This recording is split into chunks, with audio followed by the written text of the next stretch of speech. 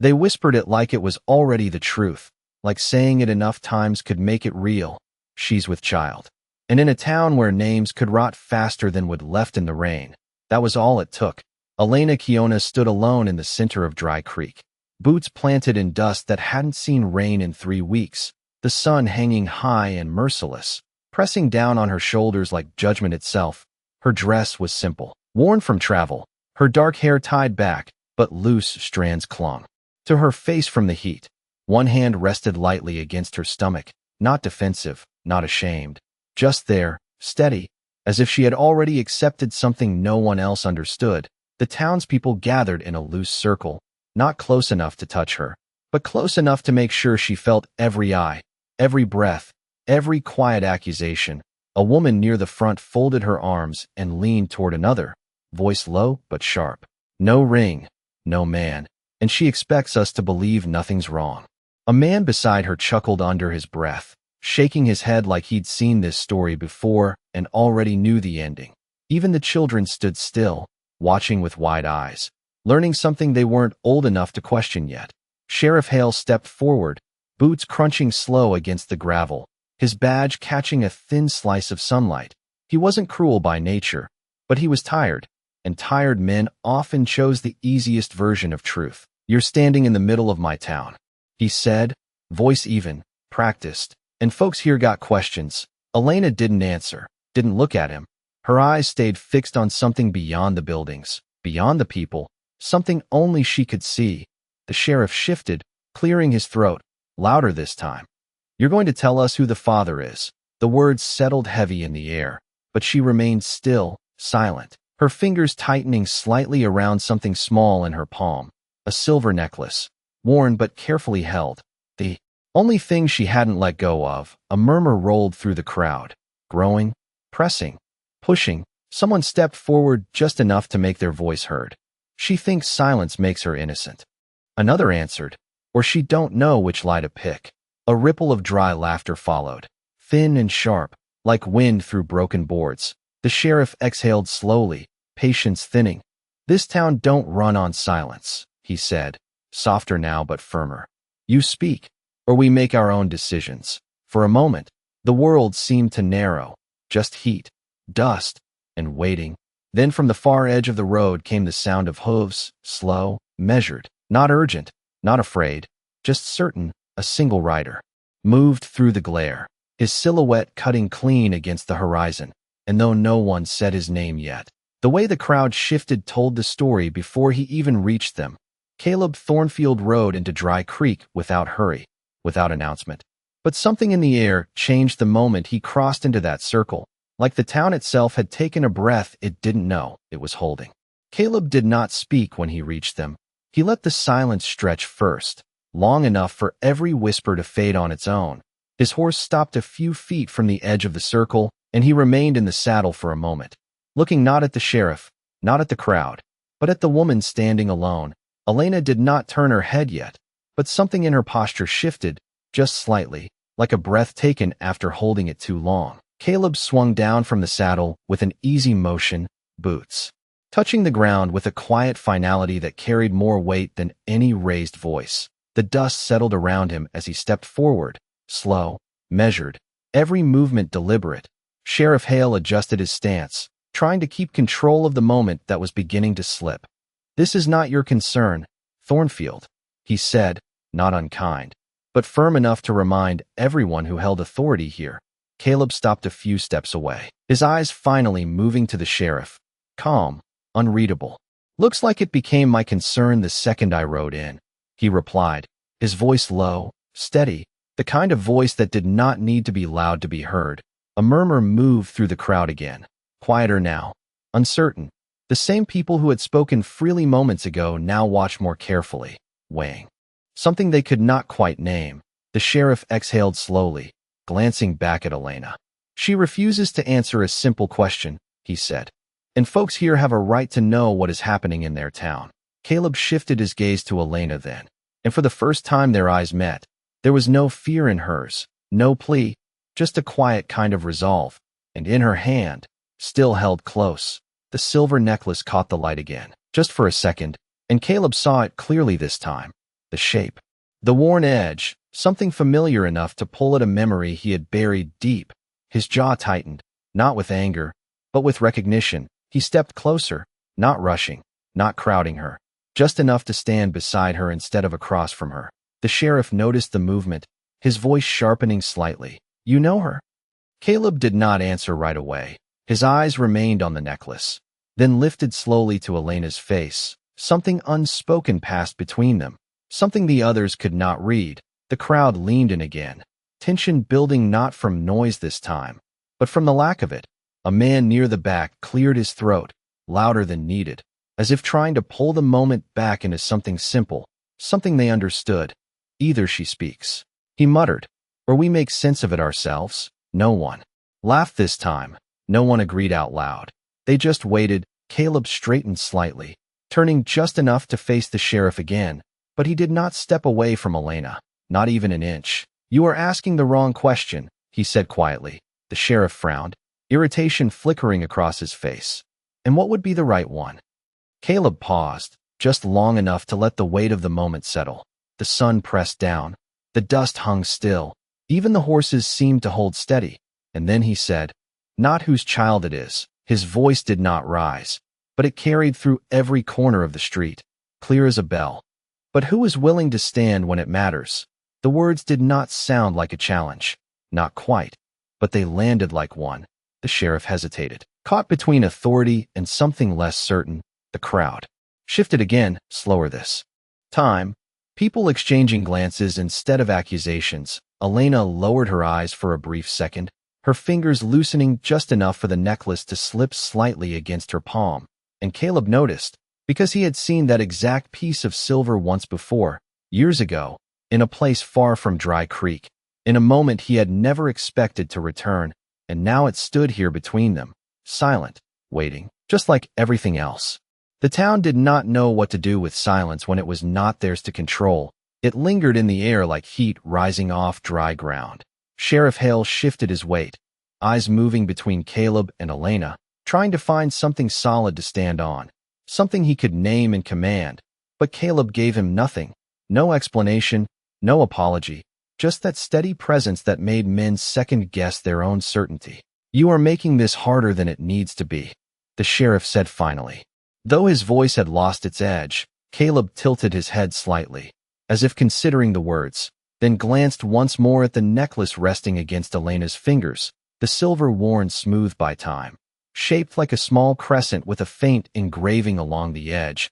His breath slowed, not visibly, but enough for him to feel it, because he knew that piece, not from rumor, not from guesswork, but from a night years ago when the world had looked very different, when a storm had rolled across the plains without warning and he had found shelter where he had not expected it.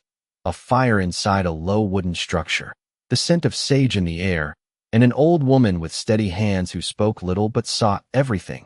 She had worn that same necklace, had pressed it into his palm before he left, not as payment, not as debt, but as something else, something he had never quite understood, and now it was here, in this town, in the hands of a woman standing alone against a crowd that did not deserve answers. Caleb looked back at Elena, really looked this time, past the dust and the strain of the moment, into the quiet strength she held, and he saw it, the same stillness, the same refusal to bend under eyes that demanded it.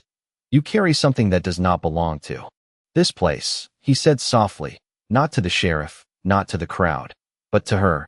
Elena's gaze lifted just enough to meet his again, and for the first time, there was something there beyond resolve, something like recognition, not of him as a man, but of what he understood without being told. The sheriff cleared his throat, louder now, trying to pull the moment back before it slipped completely beyond him. "This is not about trinkets or stories," he said, gesturing slightly. "This is about order." Caleb turned his head slowly, the movement calm but final. "Order built on guesses is not order," he replied, and the words landed heavier than any raised voice could have. A few people near the edge of the crowd shifted their stance, not stepping away yet, but no longer standing as firm as before. Uncertainty had begun to creep in, quiet but undeniable. The same man who had spoken earlier opened his mouth as if to argue, then closed it again when no one immediately backed him. Elena's fingers loosened just a little more, the necklace slipping fully into view now, the engraved edge catching the light in a way that made it impossible to ignore. Caleb saw it clearly, and with it came the memory he had tried to leave behind, the old woman's voice, low and certain, telling him that some debts were not meant to be repaid with coin or favor, but with something far harder, something a man had to choose in a moment when it would cost him. He had not understood it then, standing in the flicker of firelight with rain hammering against the roof. But he understood it now, standing in the center of Dry Creek with the town waiting for him to step back, to stay out, to let things take their course. Caleb drew a slow breath, his hand resting near his side, not reaching for anything, not preparing for conflict, just grounding himself in the decision forming inside him. The sheriff watched him closely, sensing the shift but not yet seeing its shape. "Last chance," he said, though the words sounded more like a request than a command now. Elena did not speak, did not look away. She simply stood, as she had from the beginning, carrying whatever truth she held without offering it to those who had not earned it. And Caleb knew then that the question had never been about her at all. It had always been about whether anyone here had the courage to stand between judgment and something they did not understand. And as the wind moved lightly through the street, stirring dust in slow spirals, he made his choice without needing another word. The decision did not arrive with noise. It settled into Caleb the way dust settles after a long ride. Quiet, certain, impossible to shake loose once it found its place. He stepped forward, not away from the crowd, not away from the sheriff, but deeper into the space where judgment had been forming. And that movement alone drew every eye tighter, sharper. Sheriff Hale straightened, sensing something final in it. "You are about to make a claim you cannot take back," he said, voice low now. "Careful." Caleb stopped beside Elena, close enough that their shadows touched in the dirt, but not so close that it felt like ownership, more like alignment, like standing on the same side of something that mattered. He did not look at her when he spoke. He kept his eyes on the sheriff, on the men who had been so certain just moments ago. "Some things are not meant to be taken back," he replied, calm, steady. And then he let the silence open again, just long enough to make sure every word that followed would land where it needed to. The crowd leaned in without realizing it, drawn by the weight of what had not yet been said. A woman near the front shifted her stance, her earlier confidence thinning into something uncertain. A man folded his arms, but did not meet Caleb's gaze. Sheriff Hale inhaled slowly, giving one last chance for retreat. "Then say it clearly," he said, and Caleb did. Not louder, not sharper, just clear enough to carry across every board and doorway in Dry Creek. "If she carries a child," he said, each word placed with intention, "then it is mine." The sentence did not echo. It did not need to. It settled, heavy and complete, and for a moment nothing moved. Not the crowd, not the horses, not even the wind. It was as if the town itself had forgotten how to respond to something it could not argue with, because it was not built on proof, not built on explanation, but on something far more dangerous, a man willing to stand behind it. Sheriff Hale's eyes narrowed slightly, not in anger, but in calculation, searching for weakness, for doubt, for anything that might unravel the claim. "You understand what that means," he said slowly. "You tie your name to hers. Her story becomes yours." Caleb did not hesitate. "Names do not change truth," he answered, and that was when the shift began, subtle at first, a step back. From one person, then another, the circle loosening not by command, but by instinct. People who had stood shoulder to shoulder now created space without speaking, as if something invisible had entered between them. Elena remained still, but her hand lowered slightly from her stomach, not in relief, not yet, but in recognition of what had just been placed between her and the world. Caleb finally turned his head toward her, not to ask, not to confirm, but to acknowledge, and for a brief second, her eyes softened, not with gratitude, not with dependence, but with the understanding that he had chosen something without asking what it would cost. The sheriff exhaled through his nose, the tension in his shoulders easing just enough to signal the end of something he could no longer control. "Then there is nothing more to say here," he muttered, though it sounded less like authority and more like surrender to a moment that had moved beyond him. The crowd did not argue, did not protest. They simply watched as Caleb reached for the reins of his horse, then paused, glancing once more at the silver necklace now fully visible in Elena's hand. And in that glance, something deeper passed across his face, something the others missed, because they were still trying to understand the claim he had made, not the reason behind it. But Caleb knew, because that necklace was not just a memory, it was a promise. And promises like that did not belong to one moment. They stretched across years, waiting for the day they would be called upon. And as he turned back toward the open road, standing beside a woman whose story he had just claimed as his own, he understood that this was not the end of anything. It was only the beginning of something the town would never fully understand. They did not follow right away, not with their feet, but with their eyes, watching as Caleb and Elena stepped out of the circle that had once held her in place. The space behind them did not close the same way it had formed.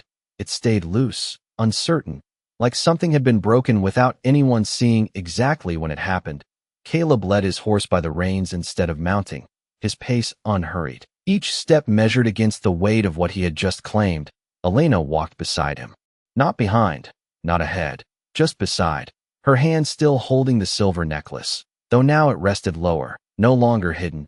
The sun caught it again as they moved past the last of the wooden storefronts, and for a moment the town felt smaller, quieter, as if it had already begun to pull back from the moment it could not control. A voice rose from behind them, hesitant. Thornfield. It was the sheriff, not calling them back, not stopping them, just saying the name like it carried a question he did not know how to ask. Caleb paused, not turning fully, just enough to acknowledge he had heard. Sheriff Hale stepped forward a single pace, his boots pressing into the dust where so many others had stood before. "You are tying yourself to something you do not understand," he said, not accusing, not warning, just stating what he believed to be true. Caleb considered that for a second, then nodded slightly. "Most things worth standing for are not understood at the start," he answered, and there was no challenge in it, no defiance, just a quiet certainty that left nothing open for argument. The sheriff held his gaze a moment longer, then looked away first, not out of defeat, but because there was nothing left to say that would change what had already been set in motion. Caleb resumed walking, the sound of his boots soft against the dirt road. Elena matched his pace, and for several steps neither of them spoke. The town faded behind them slowly, replaced by the open stretch of land beyond the last fence line, where the air felt different, less crowded, less heavy with judgment. Finally, Elena's voice came, low, steady. "You should not have said that." It was not a protest, not even a question, just a statement shaped by years of understanding consequences. Caleb did not look at her immediately. His eyes stayed on the horizon where the land rolled out in quiet lines. "I know," he replied, simple, honest. Elena's fingers tightened slightly around the necklace. "You do not know what they will think now," she continued. Caleb gave a small breath that might have been the beginning of a laugh if it had any humor in it. "They already decided what to think before I arrived," he said, and that ended that part of it. They walked a few more steps in silence. Then Caleb slowed, turning just enough to face her properly for the first time since they had left the town. His eyes moved from her face to the necklace, then back again. "Where did you get that?" he asked, not accusing, not demanding, just asking something that had been waiting longer than this moment. Elena looked down at the silver in her hand, turning it slightly so the engraving caught the light. Her voice softened, not weaker, but more distant. "It belonged to someone who chose not to let me die when it would have been easier to walk away," she said. The words carried weight, but not explanation. Caleb's jaw tightened just enough to show he understood more than she had said. "She gave it to me the night the storm took the road," Elena added quietly. Caleb closed his eyes for a brief second, just long enough for the memory to settle into place completely. When he opened them again, there was no doubt left. "Then she trusted you," he said. Elena nodded once, slow. "And now you have done the same," she replied, not with gratitude, not with obligation, but with the recognition of something passed from one moment to another. Caleb glanced back toward the town, now smaller in the distance, then forward again. "No," he said quietly. "I just kept a promise I did not know I made." And with that they continued walking, two figures moving away from a place that would remember what happened, but never understand why. The road stretched ahead in a long, pale ribbon, cutting through land that had no interest in what had just happened behind them. The wind moved low across the ground, carrying the dry scent of sage and dust. Caleb walked a few more yards before stopping near a weathered fence post leaning slightly to the side. He looped the reins loosely over it and let the horse settle. Then he turned back toward Elena, not with urgency, but with the weight of something that needed to be said before the silence between them became something else. Elena had stopped a few steps away, her posture still steady. But now there was distance in it, not from fear, but from caution, the kind built over years of learning when to trust and when to stand alone. Caleb rested one hand against the top rail of the fence, rough wood beneath his palm, grounding. "You do not owe me anything for what I said back there," he began, his voice quieter now without the town around them. Elena watched him carefully, her eyes searching for something beyond the words. "I did not do it for you," he added, and that might have sounded cold if not for the way he held her gaze, steady, honest. She tilted her head slightly, not offended, just listening. "Then why?" she asked, simple, direct. Caleb looked past her for a moment, out toward the open land where the horizon blurred into heat, and for a second he seemed somewhere else entirely, somewhere years behind them both. "Because I have seen what happens when no one stands," he said, slowly, as if each word had to be chosen with care, "and I chose not to be that man." Again, Elena's fingers shifted against the necklace, turning it between her thumb and forefinger, the silver catching the light in brief flashes. "The woman who gave this to you," Caleb continued, nodding toward the piece in her hand. "She was not the kind who gave things without reason." Elena's expression softened just a fraction, enough to show the truth of that. "She said a man does not always know the moment his life changes." Elena replied quietly, "Only that when it does, he is expected to remember it later." Caleb let out a slow breath, almost a quiet acknowledgement. "Sounds like her," he said. Then after a brief pause, "What she did for me that night, it was more than shelter." Elena's gaze sharpened slightly, attentive now. Caleb shifted his weight, not uncomfortable, but aware that he was stepping into something he had not spoken aloud in a long time. "I was not in a good place," he said, not explaining further, not needing to. "She did not ask questions, did not judge. She just treated me like a man who still had a choice left in him." Elena looked down at the necklace again, her grip tightening slightly as if holding onto the memory it carried. "She believed people are measured in the moments no one sees," she said. Caleb nodded once, firm. "Then she was right," he answered.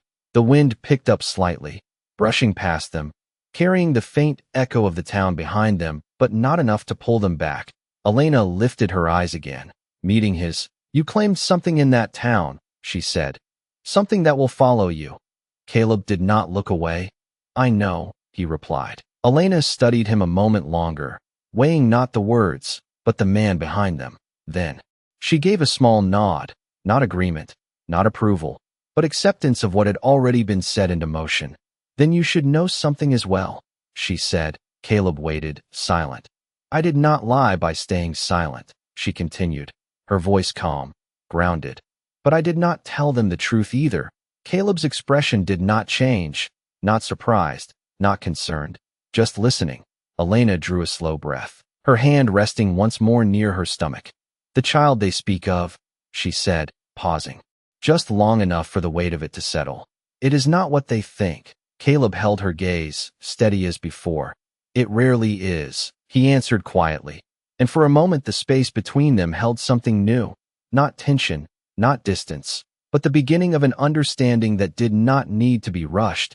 And as the sun shifted slightly west, casting longer shadows across the dry land, they stood there, two people bound not by the claim made in town, but by something older, quieter, and far harder to explain. The wind shifted again, slower this time, as if even the land was listening to what had not yet been said. Elena stood still, her hand resting lightly where the town had placed its judgment. But her eyes held something far removed from their voices, something older, something grounded in truth that did not need their understanding.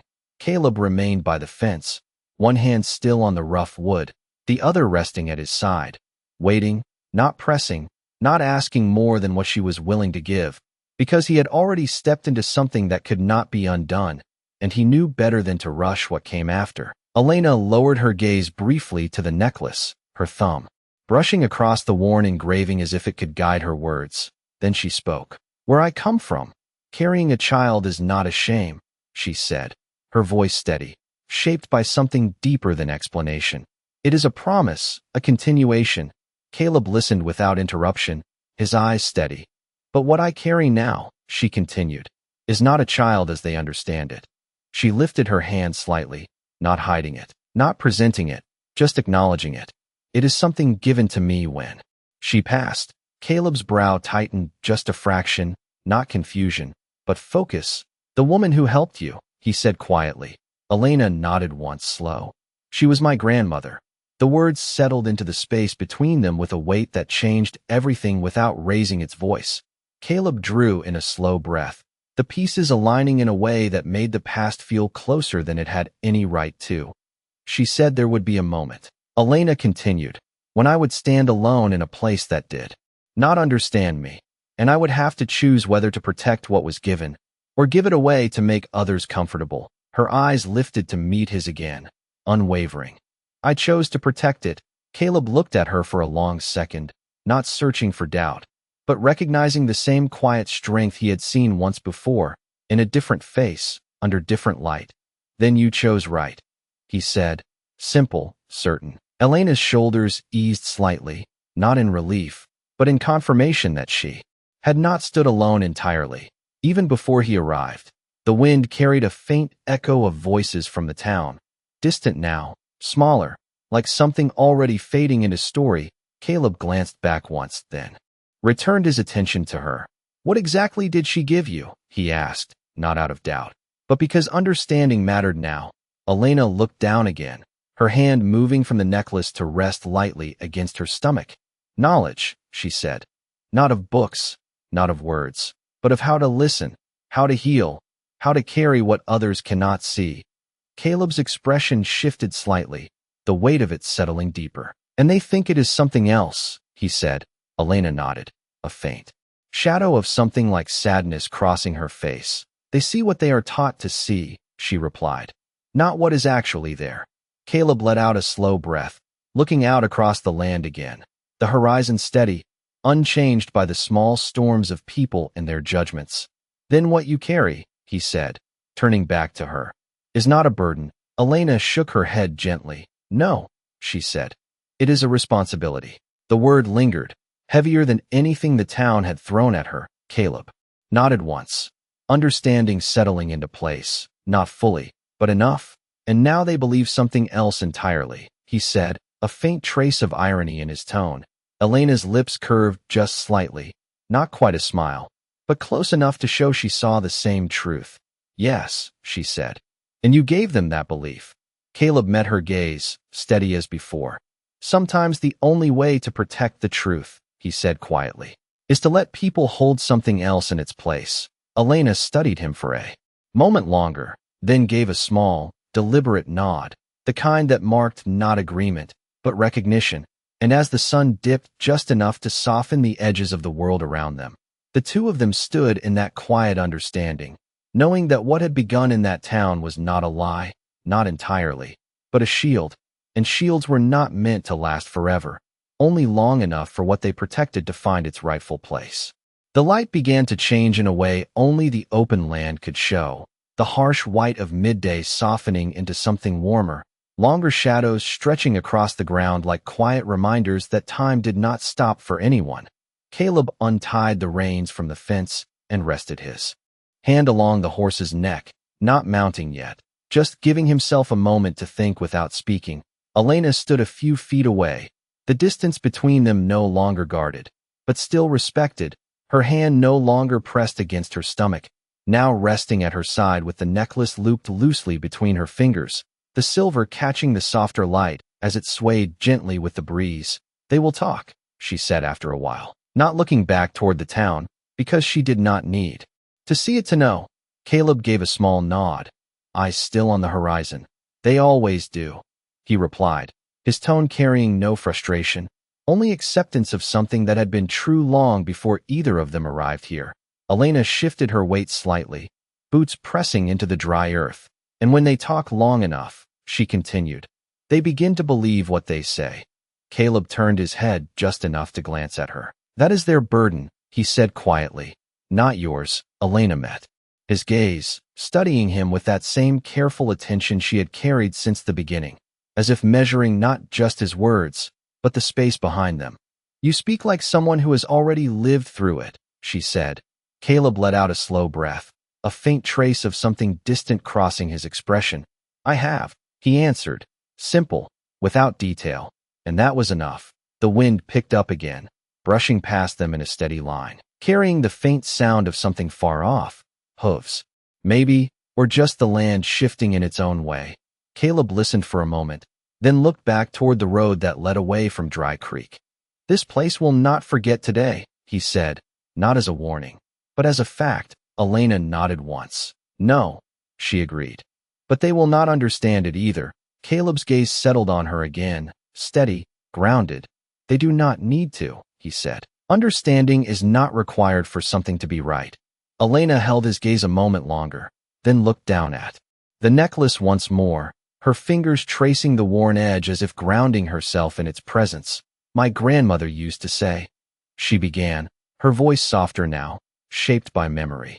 That truth moves like water, it finds its way eventually, even if it must pass through many hands that do not recognize it. Caleb listened, the words settling into him with a familiarity that felt almost like an echo.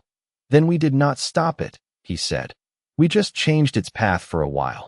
Elena lifted her eyes again, and this time there was something new there, not uncertainty, not distance, but a quiet alignment. For a while, she repeated, the phrase carrying more meaning than its length suggested.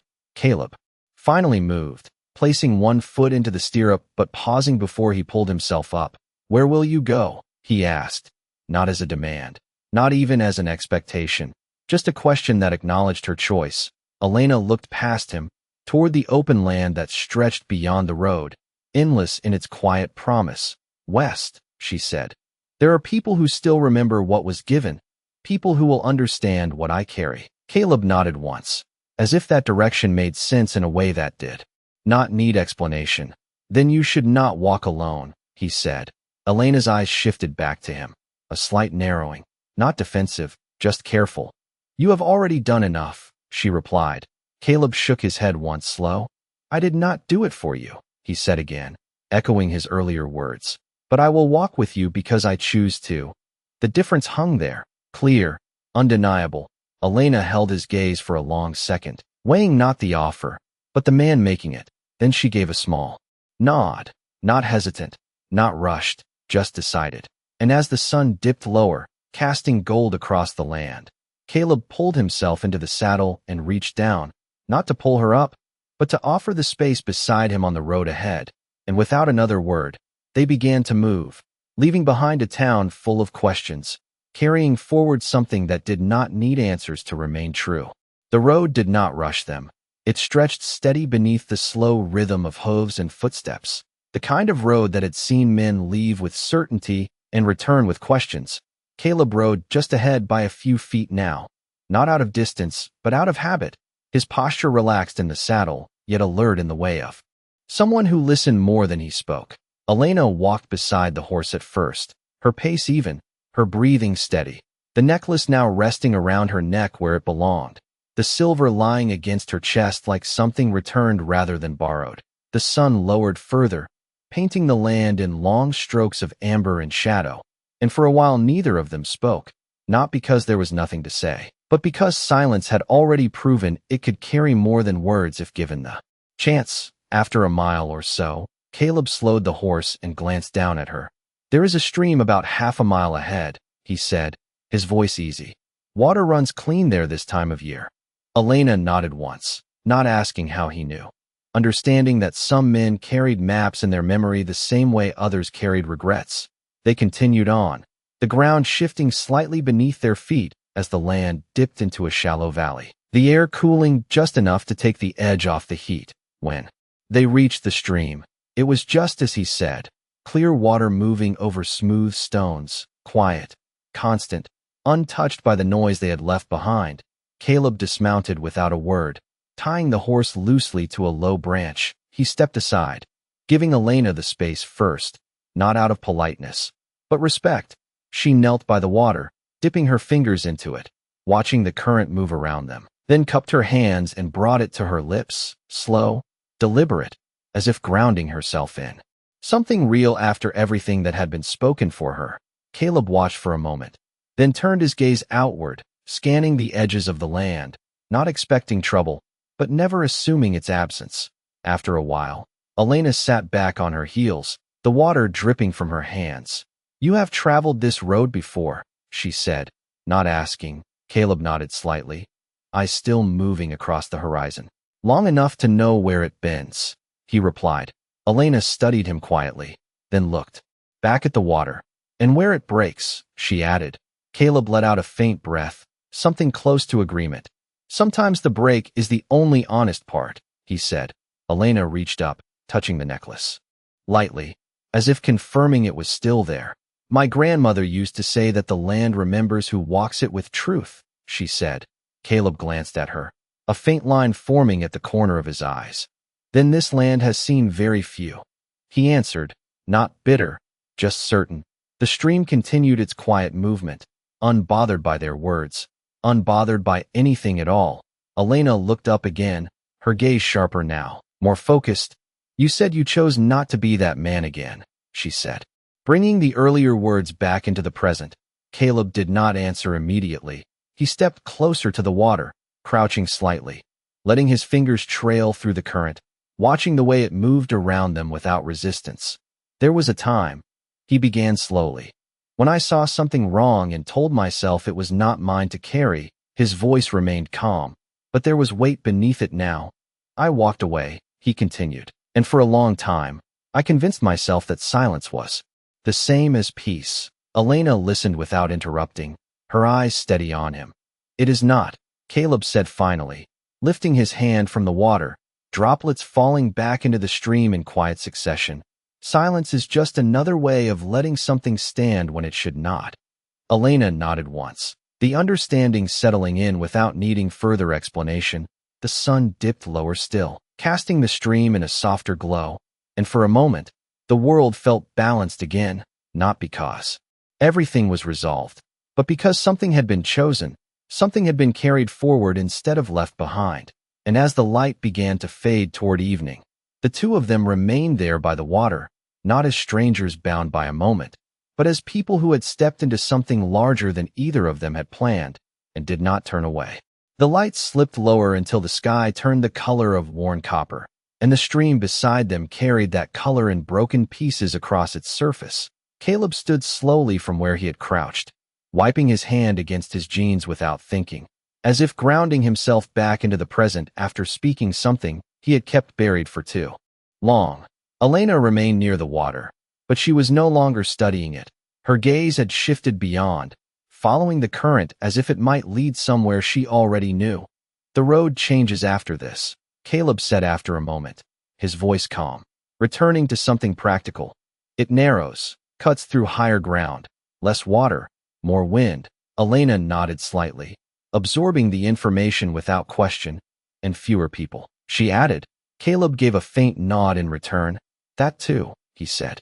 The horse shifted its weight nearby, the soft sound of leather and breath blending into the quiet rhythm of the place. Caleb untied the reins but did not mount yet.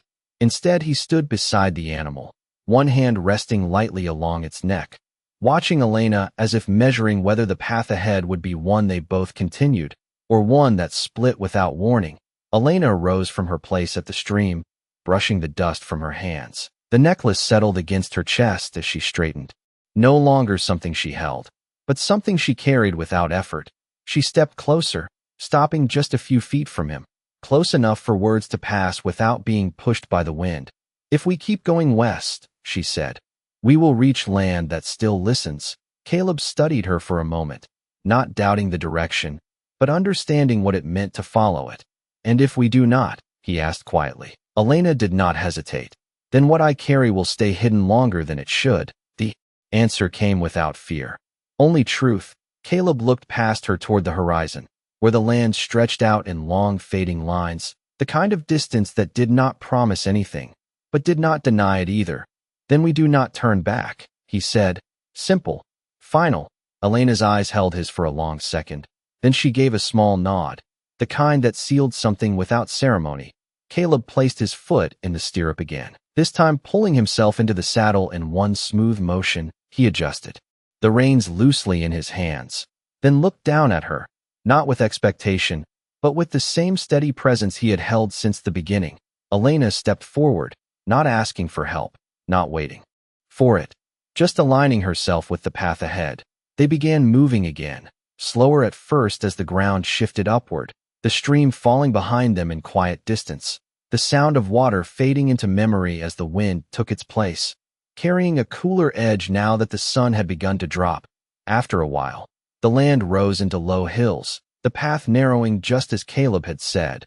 The horse adjusted its pace, careful, steady. Elena kept alongside without strain, her steps measured, her breathing even, and for a time, they moved without speaking again, not because the words had run out, but because something had settled between them that did not need constant shaping.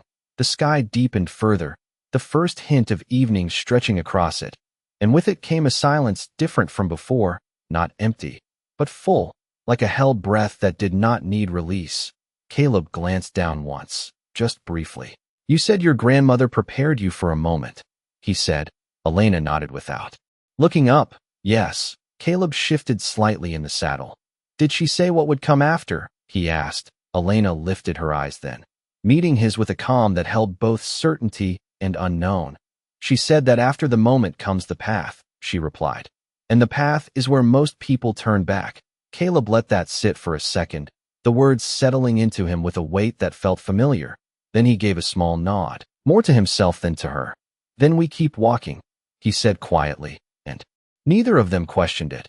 As the last of the sun slipped below the horizon, leaving the land in a softer, deeper shade, they continued forward, not knowing exactly what waited beyond the next rise, but knowing that turning back was no longer part of the road behind them. The night did not fall all at once. It settled slowly across the hills like a quiet agreement between sky and land, the last light fading into a deep blue that softened every edge and turned distance into something uncertain. Caleb guided the horse along the narrowing path with steady hands, his eyes adjusting to the dim without effort. Elena walked beside him still, though her steps had grown quieter, more attuned to the rhythm of the land beneath her feet. The wind had shifted cooler now, brushing against them in steady breaths that carried no voices from the town, only the open silence of everything beyond it. After a while, Caleb slowed the horse and brought it to a stop near a rise where the ground leveled just enough to rest. We stop here for the night, he said, not as a question, but as a simple decision shaped by the road. Elena nodded once, looking out across the darkening horizon, as if measuring something only she could feel. Caleb dismounted and moved with quiet efficiency, gathering small pieces of dry wood scattered nearby, building a modest fire that did not reach high, just enough to push back the cold without announcing their presence to the distance. The flame caught slowly, then steadied, casting a warm, low light that flickered across their faces and the ground between them. Elena sat near the edge of that light, not too close, not too far, the necklace resting against her chest, reflecting the fire in small, shifting glints. Caleb sat opposite her, one knee bent, forearm resting loosely across it, his posture relaxed but aware. For a time, neither of them spoke, the crackle of the fire and the soft movement of the wind filling the space with something that did not need words. Then Elena broke the silence, her voice softer in the night, but no less steady. They will come, she said, not with fear, not even with certainty, just with understanding. Caleb lifted his eyes to meet hers from the town. He asked. Elena shook her head slowly. No, she said. From my people. Caleb's expression did not change, but something in his gaze sharpened slightly. Attentive, Elena continued. They will have heard something is wrong, not from words, but from what I carry. She placed her hand lightly against her chest again, not as protection, but as acknowledgement. Caleb leaned forward slightly, the firelight catching the lines of his face. And when they find us, he said. Elena held his gaze, unwavering. They will not ask questions the way your town did, she replied. Caleb gave a small, almost imperceptible nod.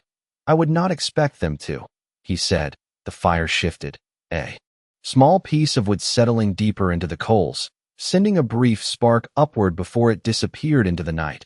Elena watched it for a moment, then looked back at him. You should not stay when they arrive, she said. Caleb did not answer immediately. He looked down at the fire, then out toward the dark horizon, then back at her. I said I would walk with you, he replied. Simple, grounded. Elena's eyes narrowed slightly, not in resistance, but in concern. Walking beside me and standing before them are not the same, she said. Caleb met her gaze without hesitation. I know, he answered, and that was all. The weight of it settled between them, not as tension, but as truth neither of them could reshape. The wind moved again, stronger this time, carrying the scent of distant earth and something else, something faint but present, like a shift in the air before a storm that had not yet formed. Elena felt it too, her posture changing just slightly, more alert now, more present in the moment. They are closer than I thought, she said quietly. Caleb did not reach for anything, did not rise. He simply listened, his stillness speaking louder than movement ever could. Then we wait, he said, and the words did not sound like resignation. They sounded like readiness. The fire burned steady between them, the night pressing in from all sides, and beyond the small circle of light, the land stretched out unseen, carrying with it something approaching, something that would not be shaped by rumors or claims, but by what stood before it when it arrived, and neither of them moved away.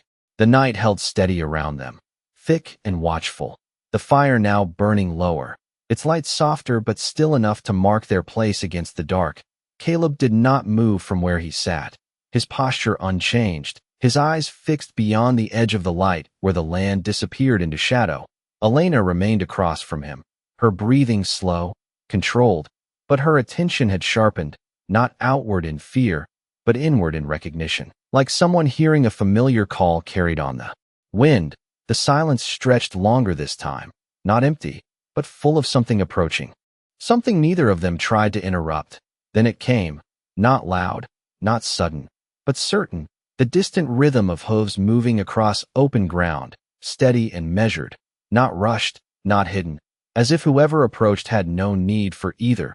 Caleb heard it at the same moment Elena did, his gaze narrowing slightly, not in alarm, but in focus. He rose slowly to his feet, brushing the dust from his jeans with a calm that matched the pace of the sound drawing closer. Elena stood as well, though. She did not step back, did not move behind him. She remained where she was, her hand resting lightly against the necklace now, her shoulders squared not for defense, but for presence. The fire crackled once, a small shift in the coals sending a brief glow upward before settling again. And in that flicker, shapes began to form at the edge of the darkness. Figures on horseback, outlines first, then detail, one rider, then another, then several more, their approach slow, deliberate, their formation loose but intentional, not a charge, not a threat, but something closer to a procession, the kind that carried purpose without needing to announce it. They came to a stop just beyond the firelight, not entering it, not retreating from it, holding a distance that felt chosen. The lead rider remained still for a moment, then dismounted with a smooth, practiced motion, stepping forward just enough for the light to touch his face. His features marked by time and experience, his eyes steady, not hostile, not welcoming, simply aware. He looked first at Elena, not with surprise, but with recognition, then at Caleb, measuring, not judging. The silence held again, but this time it was different, not the silence of accusation or uncertainty, but of something waiting to be understood without being explained. Elena spoke first, her voice low, clear, carrying across the small space between them. You came, she said. The man inclined his head slightly, not in greeting, but in acknowledgement. We felt the shift, he replied, his voice calm, grounded. The moment you were forced to stand alone. His eyes moved briefly to Caleb, then back to Elena. And the moment you were not. Caleb did not step forward, did not interrupt. He remained where he stood, allowing the space to belong to what had brought them here. The man took another step closer to the fire, the light catching the edge of his clothing, the subtle markings that spoke of something older than the town they had left behind. "You carry what was given," he said, not asking. Elena nodded once, her hand still resting near the necklace. "I do," she answered. The man's gaze softened just a fraction, enough to show something beneath. "The steadiness. Then you have honored it," he said, and the words carried weight, not as praise, but as confirmation. His attention shifted again, this time settling fully on Caleb, the air between them still, but not tense, just measured. "And you," he said, not unkind. "You chose to stand where others would not." Caleb met his gaze, steady, unflinching. "I chose not to walk away," he replied, simple, without defense. The man studied him for a long second, then gave a small nod, not approval, not dismissal, just recognition of something that did not need to be spoken aloud. Behind him, the other riders remained mounted, silent, watching, their presence not pressing, not threatening, just there, like the land itself observing what unfolded. The fire burned low between them, its light steady, and in that quiet moment, something shifted, not in words, not in movement, but in understanding, the kind that did not belong to one side or another, but to the space where truth had finally been allowed to stand without being reshaped, and no one reached for it. No one tried to claim it. They simply let it exist. The fire burned down to a low bed of coals, its light no longer reaching far, but enough to hold the space where they all stood. The riders remained still, their horses quiet, as if they too understood that nothing here needed to be rushed. The man who had stepped forward turned his attention fully to Elena again, not as a leader giving instruction, but as someone witnessing the end of something and the beginning of something else. "It is time," he said softly, and the words did not sound like a command. They sounded like a truth that had been waiting to be spoken. Elena lowered her gaze for a brief moment, her fingers brushing the necklace once more.